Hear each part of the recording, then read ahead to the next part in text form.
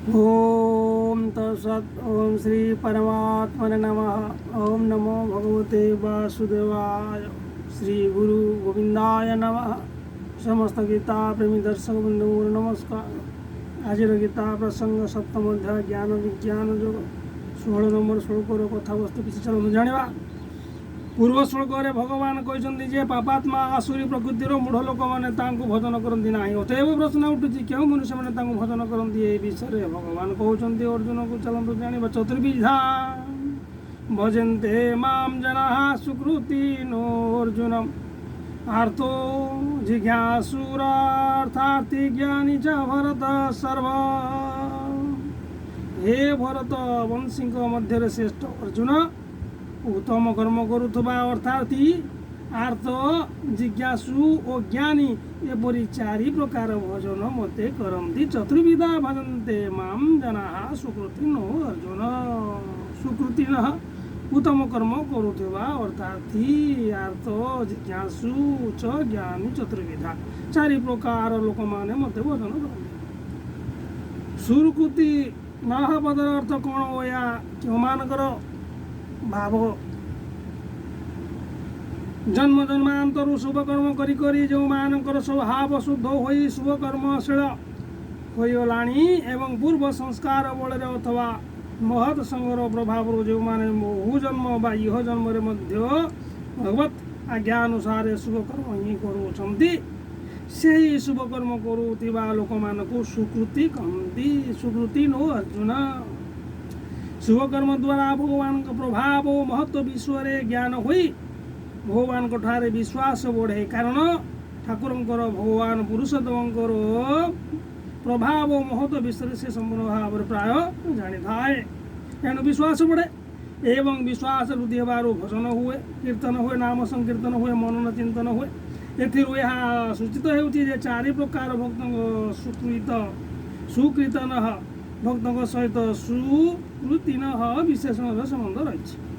अर्थात भगवान को जेकोसी कारण होना कहीं आर्तरे हो बा जिज्ञासु हो बा आर्त अर्थार्थी जेकोसी प्रकार चारि प्रकार मध्य भी हो भगवान कहते विश्वास पूर्वक भजन करुवा सब प्रकार भक्त सुकृति ही अटंती। अर्थात आर्त जिज्ञासु ज्ञानी मानकर कथा कहले। अर्थात भक्तों लक्षण कौन स्त्री पुत्र धन मान बड़ पणिया प्रतिष्ठा और स्वर्ग सुख आदि इहलोक परलोकर सुख भोग जहाँ मन में किसी आसक्ति रही कामना पूर्ति जे केवल भगवान उपर ही निर्भर करती ये सदा विश्वास सहित भगवान भजन करते से होती अर्थार्थी। आर्थ जिज्ञासुर अर्थार्थी ज्ञान जबरत सर्व सुग्रीव विभीषण भक्त अर्थात रूप गण्य हमें अर्थात भक्त मान मध्य ध्रुव चरित्रटी होपरी। सायुमुव मनुक पुत्र उतान पादंकर सुनीति और सुरुचि नामक दुई राणी थिले। सुनीति ठारू ध्रुव और सुरुचि ठारू उत्तम जन्म हेले। राजा उतान पाद सुरुचि को अधिक भल पाउथिले। दिने सकाळ ध्रुव पिता कोल बसवा गले। सुरुचि घोषणा करी कोलू बाहर करदे ओ कहले तू भागा कारण मोर कोल तोर जन्म हवा उचित जदि राजा कोल बसवार अधिकार हो पार। तेणु कारण तोर जन्म सुनीति गर्भर होती राज सिंहासन रे बसवार थिले मो गर्भर जन्म होता जा श्रीहरिंकर आराधना कर तेरे तोर मनोरथ सफल हेब। भीमा भर्सना पूर्ण व्यवहार ध्रुव को बड़ बाधिला। से कांदी कांदी निज माँ सुनीति निकट को गले सब कथा शुणाइले। सुनीति कहले बाप माँ सुरुचि ठीक कहते भगवान को आराधना बिना तोर मनोरथ पूर्ण केवे कहीपर ना। माता कथा शुणी राज्य प्राप्ति उद्देश्य बालक ध्रुव भगवान को भजन करेंगे बोली घर बाहरी पड़े। पथरे नारद सहित साक्षात है। ध्रुव को घर को फेरे नापाई नारद बहु चेष्टा कले। राज्य मिलवा व्यवस्था कराइबी बोली कहले किंतु ध्रुव निज निश्चय अटल रहिले। तेणु नारद ध्रुव को ओम नमो भगवते वासुदेवाय ଏହି ଦ୍ୱାଦଶାକ୍ଷର ମନ୍ତ୍ର ଜପ କର ଓ ଚତୁର୍ଭୁଜ ଭଗବାନ ବିଷ୍ଣୁଙ୍କୁ ଧ୍ୟାନ କର ବୋଲି ଉପଦେଶ ଦେଇ ଆଶୀର୍ବାଦ କଲେ। ଜପ ଧ୍ୟାନ କରିବାକୁ ଆଶୀର୍ବାଦ କଲେ। ଧ୍ରୁବ ଯମୁନା ତଟରେ ଥିବା ମଧୁବନକୁ ଯାଇ ସେଠାରେ ତପସ୍ୟା କରିବାକୁ ଲାଗିଲେ। ତାଙ୍କ ତପ ଭଙ୍ଗିବାକୁ ନାନା ପ୍ରକାର ଭୟ ଓ ପ୍ରଲୋଭନ ଆସି ଦେଖାଦେଲା। ତଥାପି ସେ ନିଜ ବ୍ରତରେ ଅଟଳ ରହିଲେ। ତେଣୁ ଭଗବାନ ତାଙ୍କର ଏକନିଷ୍ଠ ଭକ୍ତିରେ ପ୍ରସନ୍ନ ହୋଇ ତାଙ୍କୁ ଦର୍ଶନ ଦେଲେ। ଦେବର୍ଷି ନାରଦଙ୍କ ଠାରୁ ସମ୍ବାଦ ପାଇ ରାଜା ଉତ୍ତାନପାଦ ନିଜ ପୁତ୍ର ଉତ୍ତମକୁ ତଥା ଦୁଇ ରାଣୀଙ୍କୁ ଧରି ଧ୍ରୁବଙ୍କୁ ଆଣିବା ପାଇଁ ସେଠାକୁ ଗଲେ। ତୋପମୂର୍ତ୍ତି ଧ୍ରୁବ ସେମାନଙ୍କୁ ଆସୁଥିବାର ଦେଖିଲେ। ରାଜା ହାତୀରୁ ଓହ୍ଲାଇ ଆସି ତାଙ୍କୁ ଆଲିଙ୍ଗନ କଲେ। ତାପରେ ବିରାଟ ଉତ୍ସବ ଓ ସମାରୋହ ସହକାରେ ଧ୍ରୁବଙ୍କୁ ହାତୀରେ ବସାଇ ନଗରକୁ ନେଲେ। ଶେଷରେ ଧ୍ରୁବଙ୍କୁ ରାଜ୍ୟ ସମର୍ପଣ କରି ସେ ନିଜେ ବାନପ୍ରସ୍ଥ ଗ୍ରହଣ କଲେ। ଆର୍ତ ଭକ୍ତଙ୍କ ଲକ୍ଷଣ କ'ଣ? ଯେ ଶାରୀରିକ ବା ମାନସିକ ସନ୍ତାପ, ବିପତ୍ତି, ଶତ୍ରୁ ଭୟ, ରୋଗ, ଅପମାନ, ଚୋର, ଡାକୁ ଓ ଆତତାୟୀମାନଙ୍କର ଅଥବା ହିଂସ୍ର ଜନ୍ତୁମାନଙ୍କର ଆକ୍ରମଣରେ ବିବ୍ରତ ହୋଇ ସେମାନଙ୍କ କବଳରୁ ମୁକ୍ତ ହେବା ପାଇଁ ପୂର୍ଣ୍ଣ ବିଶ୍ୱାସର ସହିତ ଆବେଗ ଭରା ହୃଦୟରେ ଶ୍ରଦ୍ଧା ରଖି ଭଗବାନଙ୍କୁ ଭଜନ କରନ୍ତି, ସେ ହେଉଛନ୍ତି ଆର୍ତ୍ତଭକ୍ତ। ଗଜେନ୍ଦ୍ର, ଜରାସନ୍ଧ ଦ୍ୱାରା ବନ୍ଦୀ ହୋଇଥିବା ରାଜାଗଣ ଆଦି ସମସ୍ତେ ଆର୍ତ୍ତଭକ୍ତ ଥିଲେ। ଏଠାରେ ଆର୍ତ ଭକ୍ତମାନଙ୍କ ମଧ୍ୟରୁ ସତୀ ଦ୍ରୌପଦୀଙ୍କ ଚରିତ୍ରଟି ହେଉଛି। ଦ୍ରୌପଦୀ ଥିଲେ ରାଜା ଦ୍ରୌପଦଙ୍କ ପୁତ୍ରୀ। ସେ ଯଜ୍ଞକୁଣ୍ଡରୁ ବାହାରିଥିଲେ। ତାଙ୍କ ଶରୀରରେ ବର୍ଣ୍ଣ ଅତ୍ୟନ୍ତ ସୁନ୍ଦର ଶ୍ୟାମଳ ଥିଲା, ତେଣୁ ତାଙ୍କୁ କୃଷ୍ଣା ବୋଲି କହୁଥିଲେ। ଦ୍ରୌପଦୀ ଅନନ୍ତ ଗୁଣବନ୍ତୀ, ଅତ୍ୟନ୍ତ ପ୍ରତିବ୍ରତା, ଆଦର୍ଶ ଗୃହିଣୀ ଓ ଭଗବାନଙ୍କ ପ୍ରକୃତ ଭକ୍ତ ଥିଲେ। ଦ୍ରୌପଦୀ ଶ୍ରୀକୃଷ୍ଣଙ୍କୁ ପୂର୍ଣ୍ଣ ବ୍ରହ୍ମ ସଚ୍ଚିଦାନନ୍ଦ ଘନ ପରମେଶ୍ୱର ବୋଲି ଜାଣିଥିଲେ ଓ ଭଗବାନ ମଧ୍ୟ ତାଙ୍କ ଆଗରେ ନିଜର ଅନ୍ତରଙ୍ଗ ଲୀଳା ଲୁଚାଇ ରଖିନଥିଲେ। ବୃନ୍ଦାବନର ପବିତ୍ର ଗୋପୀ ପ୍ରେମର ଦିବ୍ୟ କଥା ଗୋପର ରମଣୀମାନଙ୍କର ପତି ପୁତ୍ରଙ୍କୁ ମଧ୍ୟ ଜଣାନଥିଲା। ସେସବୁ ଲୀଳା ଦ୍ରୌପଦୀକୁ ଜଣାଥିଲା। ଅତଏବ ବସ୍ତ୍ର ହରଣ ବେଳେ ଦ୍ରୌପଦୀ ଭଗବାନଙ୍କୁ ଗୋପୀ ଜନପ୍ରିୟ ବୋଲି ଡାକିଥିଲେ। ଯେତେବେଳେ ଦୁଷ୍ଟ ଦୁଃଶାସନ ଦୁର୍ଯ୍ୟୋଧନର ଆଦେଶରେ ଏକ ବସ୍ତ୍ରା ଦ୍ରୌପଦୀଙ୍କୁ ସଭାକୁ ଆଣି ବଳପୂର୍ବକ ତାଙ୍କର ଶାଢ଼ୀ ଟାଣିବାକୁ ଲାଗିଲା ଏବଂ ଆଉ କାହାଠାରୁ ରକ୍ଷା ପାଇବାର କୌଣସି ଲକ୍ଷଣ ନ ଦେଖି ଦ୍ରୌପଦୀ ନିଜକୁ ସମ୍ପୂର୍ଣ୍ଣ ଅସହାୟ ମନେ କଲେ, ସେତେବେଳେ ସେ ନିଜର ପରମ ସହାୟକ ପରମ ବନ୍ଧୁ ପରମାତ୍ମା ଶ୍ରୀକୃଷ୍ଣଙ୍କୁ ସ୍ମରଣ କଲେ। ତାଙ୍କର ଦୃଢ଼ ବିଶ୍ୱାସ ଥିଲା ଯେ ସେ ସ୍ମରଣ କରିବା ମାତ୍ରେ ଭଗବାନ ନିଶ୍ଚୟ ଆସିବେ। ତାଙ୍କର କାତର ଡାକ ଶୁଣି ଭଗବାନ କଦାପି ଚୁପ ରହିପାରିବେ ନାହିଁ। ଦ୍ରୌପଦୀ ଭଗବାନଙ୍କୁ ସ୍ମରଣ କରି କହିଥିଲେ, ହେ ଗୋବିନ୍ଦ, ହେ ଦ୍ୱାରିକା ବାସିନ, ହେ ଶ୍ରୀକୃଷ୍ଣ, ହେ ଗୋପୀ ଜନପ୍ରିୟ, ହେ ଈଶ୍ୱର, କୌରବମାନେ ମୋତେ କିପରି ତିରସ୍କାର କରୁଛନ୍ତି ତାହା କ'ଣ ତୁମକୁ ଜଣା ନାହିଁ କି? ହେ ନାଥ, ହେ ଲକ୍ଷ୍ମୀନାଥ, ହେ ବଜ୍ରନାଥ, ହେ ଦୁଃଖନାଶନ, ହେ ଧନାର୍ଦ୍ଦନ, କୌରବ ସମୁଦ୍ରରେ ମୁଁ ବୁଡ଼ି ଯାଉଛି, ମୋତେ ବଞ୍ଚାଅ। ହେ କୃଷ୍ଣ, ହେ କୃଷ୍ଣ, ହେ ମହାଯୋଗୀଶ୍ୱର, ହେ ମହାଯୋଗୀ, ହେ ବିଶ୍ୱାତ୍ମା, ହେ ବିଶ୍ୱଭାବନ, ହେ ଗୋବିନ୍ଦ, ମୁଁ ଗୌରବମାନଙ୍କର ହାତରେ ପଡ଼ିଯାଇଛି, ମୁଁ ଦୁଃଖିନୀ, ତୁମ ଶରଣାଗତା, ମୋତେ ରକ୍ଷା କର। ଦ୍ରୌପଦୀଙ୍କ ଡାକ ଶୁଣିବା ମାତ୍ରେ ଜଗଦୀଶ୍ୱର ଭଗବାନଙ୍କ ହୃଦୟରେ ଦ୍ରବୀଭୂତ ହୋଇଗଲା ଏବଂ କୃପାଳୁ ଭଗବାନ କୃପାବରସ ହୋଇ ଶଯ୍ୟା ଛାଡ଼ି ଖାଲି ପାଦରେ ଧାଇଁ ଆସିଲେ। କୌରବଙ୍କ ଦାନବୀ ସଭାରେ ଭଗବାନ ବସ୍ତ୍ରାବତାର ହୋଇଗଲେ।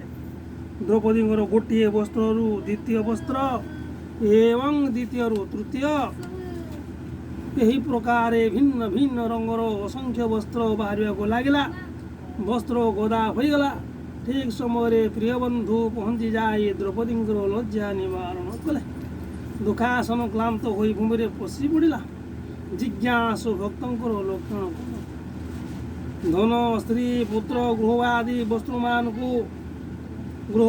ବସ୍ତୁମାନଙ୍କୁ ତୁଚ୍ଛ ମନେ କରି ରୋଗ ସଂକଟ ଆଦିକୁ ଭୃକ୍ଷେପ ନ କରି ଏକମାତ୍ର ପରମାତ୍ମାକୁ ତତ୍ତ୍ୱତଃ ଜାଣିବା ଇଚ୍ଛାରେ ହିଁ जे एकनिष्ठ होई भगवान को भक्ति करती से ही कल्याणकामी भक्तों को जिज्ञासु भक्त कहते। जिज्ञासु भक्त मान मध्य परीक्षित आदि अनेक नाम अंतर्भुक्त किंतु सेमानक मध्य उद्धव नाम विशेष प्रसिद्ध।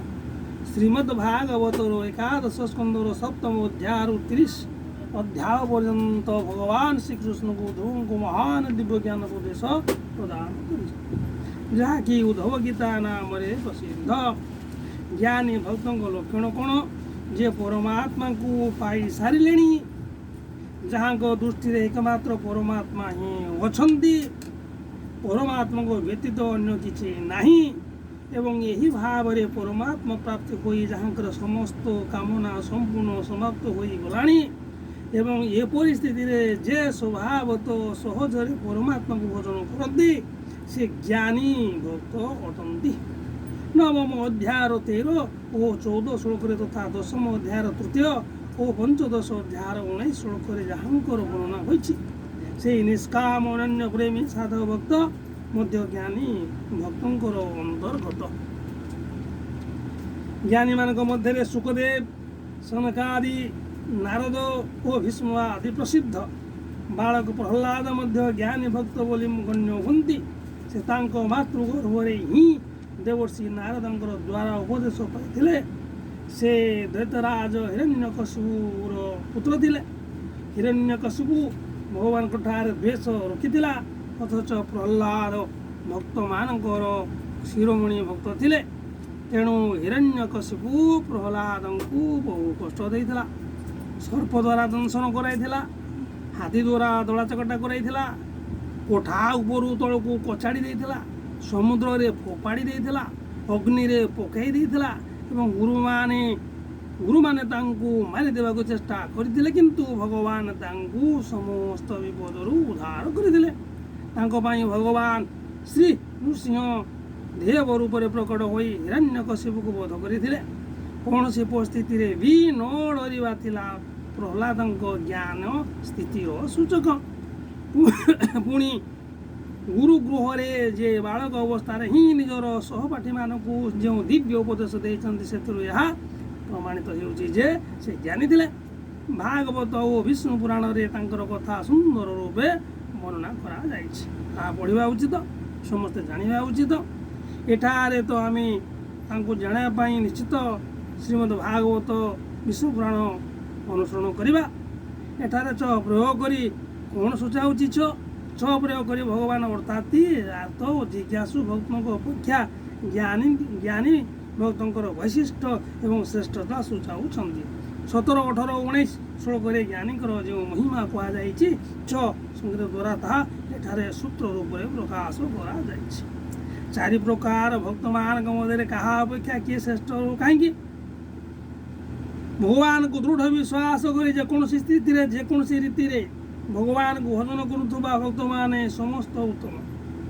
अतएव भगवान चारि प्रकार भक्तों को यही श्लोक सुकृति और 18 श्लोक उदार बोली कही। तथापि एठारे करा जाइथिबा वर्णानुसार तुलनात्मक भेद दृष्टि देखिले मन होछि अर्थात अपेक्षा आर्त श्रेष्ठतर आर्तों अपेक्षा जिज्ञासु और जिज्ञासु अपेक्षा ज्ञानी भक्त श्रेष्ठतर। कारण अर्थात भक्त सांसारिक भोग को दुखर कारण बोली भावी से कामना रखी भगवान को भजन करती। अर्थात माने भगवान का प्रभाव को पूर्णतः जानते ना तेणु भगवान ठारे से पूर्ण प्रेम हुए ना से कारण ही से भोग इच्छा करते।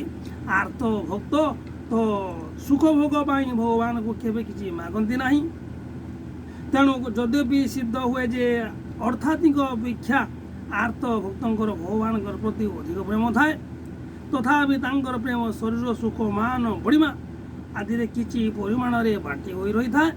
तेणु घोर संकट पड़े बा अपमानित हेले से उद्धार पाइबा को से भगवान को डाकती शरण नियंती। जिज्ञासु भक्त भोग शोक चाहती ना कि लौकिक